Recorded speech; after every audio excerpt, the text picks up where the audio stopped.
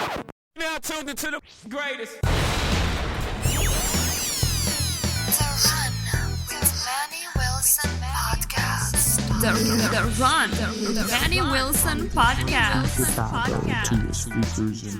The best sports podcast there is. Yes, sir. What's up, everybody? Welcome back to The Run with me, Manny Wilson, all the way from Detroit to Chicago to your speakers and headphones. I appreciate you tuning in to the first interactive sports podcast, a community that makes sure your voice is heard. So if you hear something you agree with, you disagree with, you like, you dislike, go ahead, shoot me a call, 219-413-9405, and we will play your take back on our next episode. Look, man, we got a lot of stuff to cover. The Denver Broncos is in the news for making some idiotic decisions. I got to hate on LeBron a little bit, but I'm really not even hating, but you'll see what I mean. And then I got a story to tell y'all, too, about my weekend, bro. Man, I'm a young man, but, bro, I've never felt older in my life.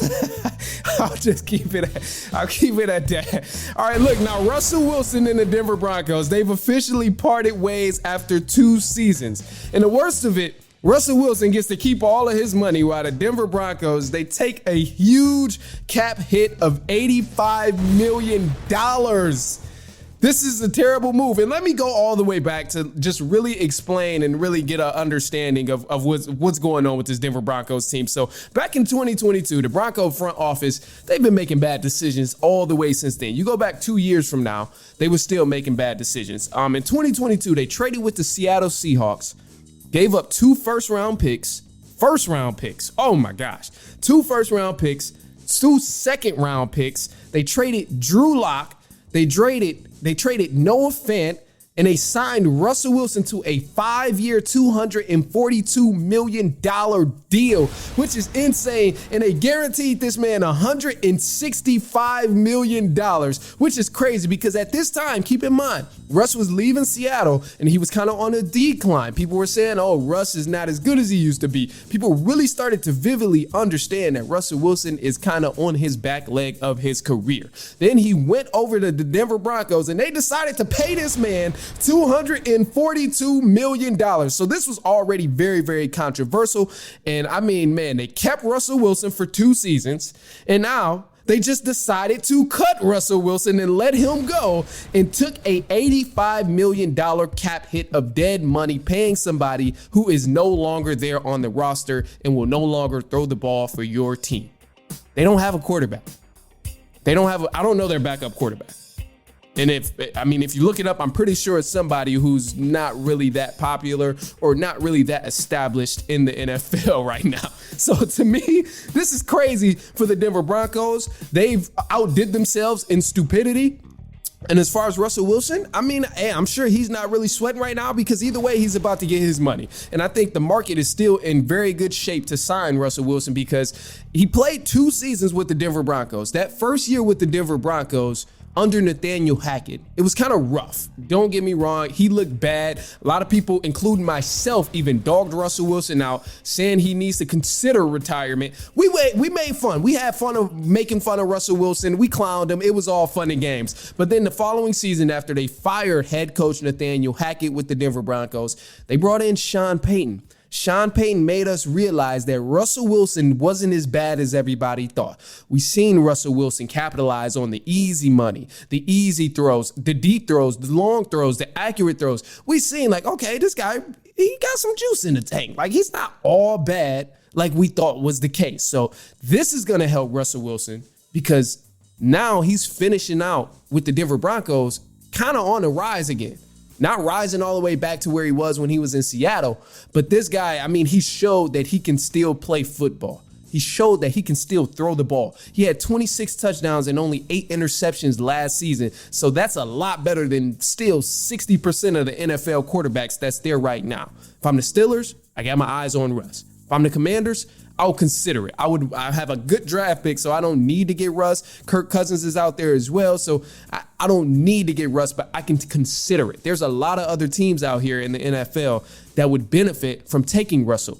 So not only can he still play somewhat at an elite level, you're also going to get Russell Wilson for little to no money. You don't have to get rid of any draft picks. You don't have to trade any players. You probably won't even have to pay him his first year because the Denver Broncos are still going to be paying him $37 million. It's like a win-win situation. You get a quarterback who's experienced and already proven himself in the league, just clearly needed the right guidance around him, needed the correct guidance to help him live up to the talent that, he knows he can play at. So I think it's a win-win for Russ. And I think some teams are going to go out there and actively try and get Russell Wilson because, it's a win-win. You don't have to pay anything. You get a guy who can still play, and then he's still better than about 50-60% of the league in the quarterback of quarterbacks in the NFL. So I like this for Russell Wilson. Definitely dope on his perspective. As far as the Broncos, the most idiotic thing they've done, probably the dumbest move of the decade, probably the dumbest move in football history that they've done. So I don't know, man, about the Denver Broncos. Y'all better pray for that front office because somebody about to lose their job. Pray for Sean Payton because I don't know. I really don't know where they can go from here. Like, even if they draft another quarterback, that's another 2-3 years, like, in development. You ain't gonna be able to pay to bring pieces around them because you took this huge cap hit. Like, the pieces who are already there, who are gonna be on a contract extension next year, you're not gonna be able to pay those guys, keep up with them. Like, the move just makes no sense to me. This is exactly why, if you remember last week's episode, and I promise I'm about to go to the next topic in just a second, but if you remember last week's episode, we were talking about Dak Prescott. And I said he should be cut from the Cowboys. Cowboys should not re-sign him. But this is a clear example of what would happen if the Dallas Cowboys did not re-sign Dak Prescott. They would take a huge cap hit. And not only do you lose a quarterback, but you still have to pay him the money, even though he's not there playing for your team. It's stupid. It's stupid. But look, we're going to move on. It's time for the New York Knicks. I got to touch on them. I got a quick side note here with the New York Knicks. Obviously, they've been having a lot of different injuries going on right now. Jalen Brunson, he recently went down with a scary looking injury, but however, it was nothing too serious. It just so happened to be a bruised knee on a collision that they had in that Cleveland Cavaliers game. However, with the New York Knicks, they got multiple people down right now. And I'm not really concerned about the timing because we know Julius Randle is getting close to returning. There was some talks about Mitchell Robinson getting close to returning as well. And OG Anunoby is probably going to be back before the playoffs as well. But that's my concern right there is the playoffs, because right now we're in the back half of the season and Knicks I think they're ranked number 4 right now in the Eastern Conference. You don't want to put yourself in a position where you got to play the Boston Celtics in the first round of the NBA playoffs. I wouldn't even want to play the Cleveland Cavaliers, honestly, first round of the NBA playoffs. And a lot of teams are dealing with injuries right now in the East, so it's going to be tough regardless, but you want to make sure your guys are healthy. So I would not panic right now, knowing that Brunson is hurt and going to take some time to recover. They don't have an estimate right now. I wouldn't panic about not having Julius Randle. I wouldn't panic about not having OG Anunoby, because once those guys are healthy, they prove that they look good all on the floor together. But most importantly, you're going to need Jalen Brunson. Jalen Brunson is the glue for this team. It don't matter if you get Julius Randle back. It don't matter if you get Robinson or Anunoby back. It does not matter if you don't have Jalen Brunson, because that guy is the key. He's the glue to any sort of Knicks success. If they want to have any sort of success in the playoffs, they are going to need Jalen Brunson healthy on the floor. Other than that, you can kiss anything goodbye with the New York Knicks. So I don't know. I think they'll be okay. And there's been a lot of guys who stepped up with the New York Knicks despite all the injuries that's happened. Josh Hart has been playing out of this world. DiVincenzo has been playing out of this world. A lot of role guys who were not well known has been playing very, very well in the heat of all of this injury going on with the Knicks. So I think they got a pretty good shot. But I want to give salute to Jalen Brunson, man. In the month of February, just February alone, Brunson averaged 31 points and 7 assists. In his last 10 games prior to the injury, Jalen Brunson averaged 27 points and 7 assists. So this man has been balling, bro. This man has been an absolute animal, and I'm hoping that man gets well. That way we can just see some good competition from the New York Knicks. It's always good when they're competitive, whether they win or lose, but just heats things up in the Eastern Conference, knowing there's multiple teams that are competitive out there. Still got the Heat, got the Pacers, got the Bucks, got the Boston Celtics, got the Cavs. Like, the competition is very well-rounded right now in the Eastern Conference, so I think it's going to be good. Ultimately, we need that man healthy, though, because the New York Knicks' fate depends on Jalen Brunson.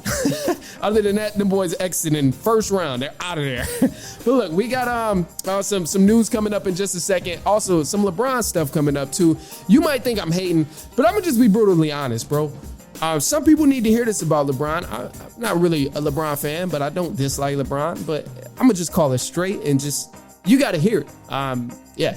You need to hear about this LeBron thing. But anyway, look, shoot us a call if you heard something you agree with, disagree with, you like or dislike. 219-413-9405. And we're going to play your take back on our next episode. Other than that, man, it's halftime. Let's jump into it. It's halftime. We'll be right back.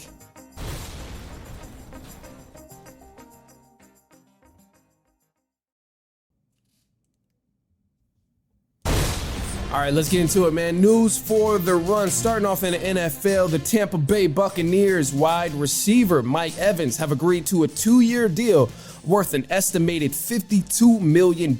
So they have brought that man back to stay in Tampa Bay. Now, history was made at the NFL Combine over the weekend. Texas Longhorns wide receiver Xavier Worthy ran a 40-yard dash in 4.2 seconds. The previous record from the 40-yard dash was a 4.22, and this was held by John Ross. John Ross or Josh Ross? I need to look.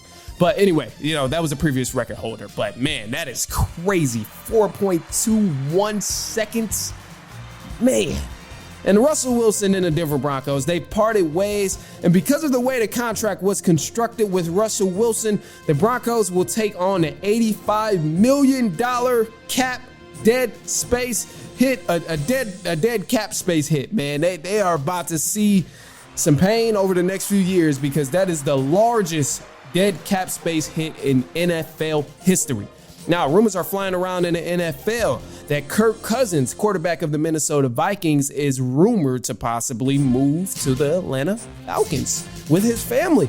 Now, according to NBC Sports, it said that Cousins is seriously considering moving his family to Atlanta, which is why there's some rumors that the Atlanta Falcons may have a good chance of signing him when free agency strikes. Now, when teams are officially able to negotiate with the players starting in March, it's said that multiple teams will negotiate with Kirk Cousins, such as the Broncos, such as the Commanders. They'll also be in contact with Cousins to try and sign a deal. Now, that'll be interesting because I would love to see Kirk Cousins in a new jersey, especially an Atlanta Falcons jersey, with all those young guys over there and the young talent that they have over there, especially with the new head coach that they have too. But we'll see starting March 11th because that's when teams are actually able to negotiate contracts and try and sign players. Now, in the MLB, Zach Wheeler and the Philadelphia Phillies have agreed to a new deal. Instead of being a top free agent next year, Wheeler agreed to a 3-year, $126 million extension that includes an annual salary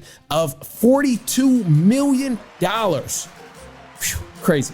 And in the NBA, Jalen Brunson of the New York Knicks went down with an injury the other day, but luckily it was not as serious as people may have thought it was. Multiple reports said that Jalen Brunson only suffered a bruised knee after the nasty collision in the Cavaliers game. And now LeBron James is back setting records. Over the weekend, LeBron became the first player in the NBA history to score over 40,000 points. Here's where we have to have a conversation, y'all.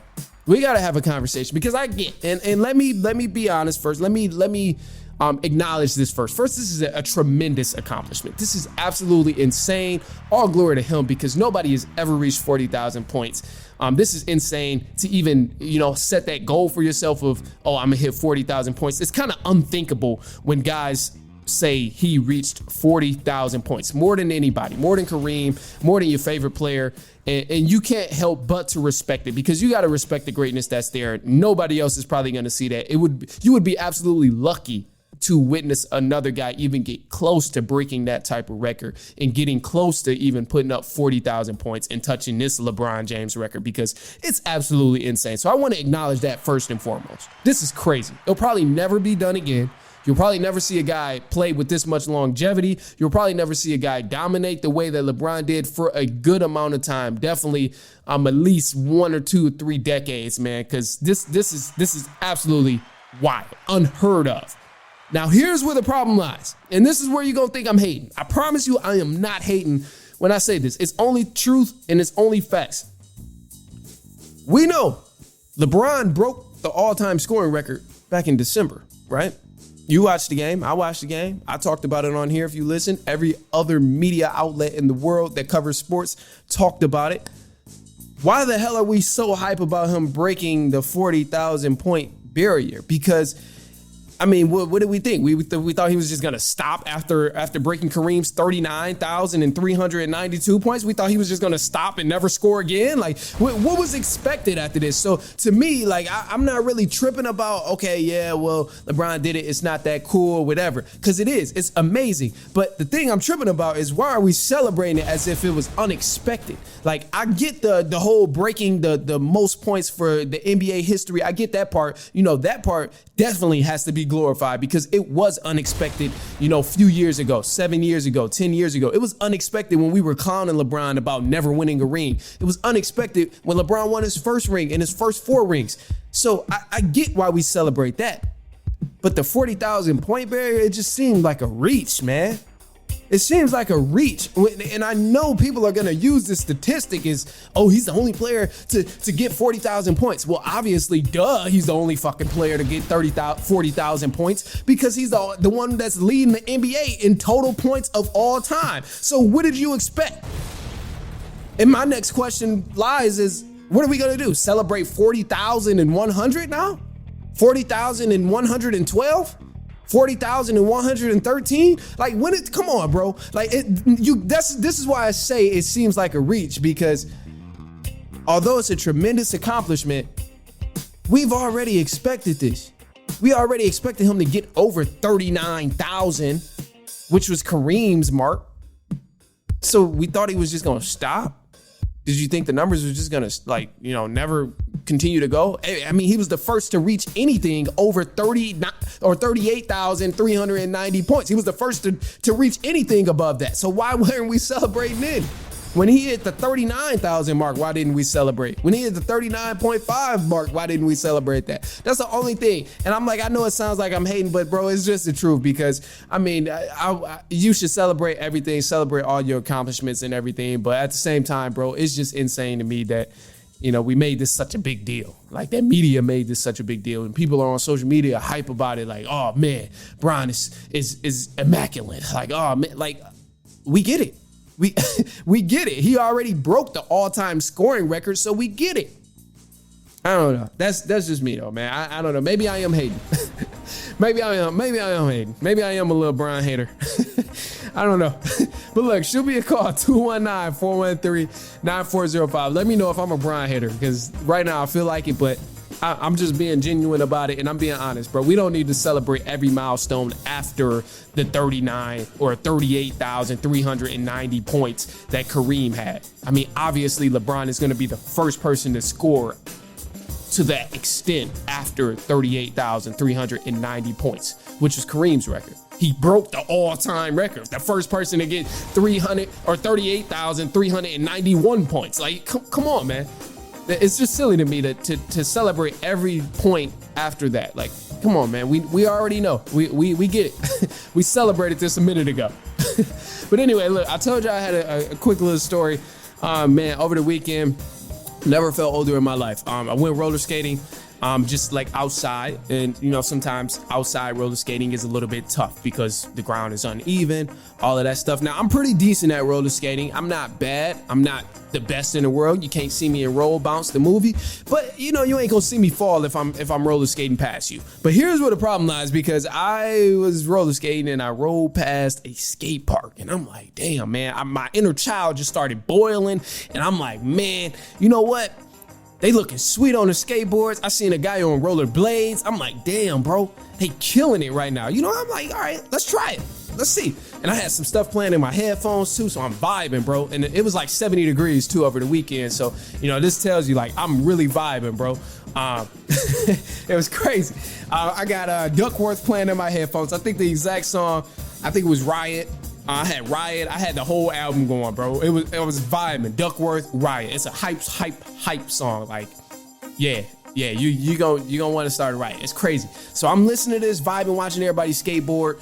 And I'm like, all right, fuck it, I'll try it. So I go up there. First, I'm trying to figure out how to get up the hills on the skate park, because I'm like, damn, it ain't no stairs. Ain't no stairs I can step up on my skate. So I'm like, all right, I gotta show I'm somewhat elite. I roll the skate, I slide over there, get some speed, go up the hill, drop my backpack off. I'm like, all right, bet, let's do this. Man, I go down this first hill. I don't know why I came down so hot. Pushed off the rail, go straight. I see this look. It's not even a big hill. It was a small hill. Pushed off, go down this hill. I'm zooming, bro. My balance slipped. I slid, bust my behind, bro, and fell straight on my butt, scraped my side, hurt my hip, scraped my knee, hit my elbow. I was like, damn. It was just bad, bro. It was bad. Man, it was bad. So I didn't want to sit there because there was so many people in the park. I'm like, damn. I know somebody laughing. I seen some people, they was recording. They was recording each other, but I could only help but to think like, damn, bro, I'm in this man video falling. So I was sick about it. I'm like, I just know that this guy was recording the same time that I tried to hit this downhill slide on the ramp, bro. I just know I'm in somebody's video. So if y'all see me, I'm on the internet and I'm sliding down and I'm falling, just laugh, just have a good time, just laugh and send it to me. But yeah, that's what happened, bro. And I had to get up, and eventually I did do it. I will say, eventually I did it, because I was like, man, I ain't going out like that, bro. Even though I wanted to stop, and I was like, oh hell no, I ain't cut for this no more. I was like, I ain't old. And any of my peers would be pissed if they heard me talk about being old, because they know I'm always the youngest out of everybody I hang with. So they would be pissed if they hear me saying anything about old. Boy, I ain't never felt older in my life. I ain't never felt older in my life, man. It was tragic, bro. I hit that ground. I'm like, damn, I'm not cut for this no more. I am not 16 years old. I'm not 20 years old. I'm like, damn, boy, it was crazy. But yeah, I'm a lot better. But I will be icing my hip tonight. But look, that's all I got for you. Hey, if you see the video out anywhere, send it to the IG at The Run Podcast. I would be glad to laugh about it. I would be glad to just enjoy it. Other than that, you can follow my personal as well at I am Manny Wilson. But until then, man, that's all I got for you guys today, man. I appreciate you hanging with me as always, especially if you've been kicking it with me this far. Other than that, man, share this with a cousin, a brother, an aunt, an uncle, a niece, a nephew, a coworker, anyone you know who will enjoy this conversation that I had. Maybe I talked about their team. Maybe I talked about their player.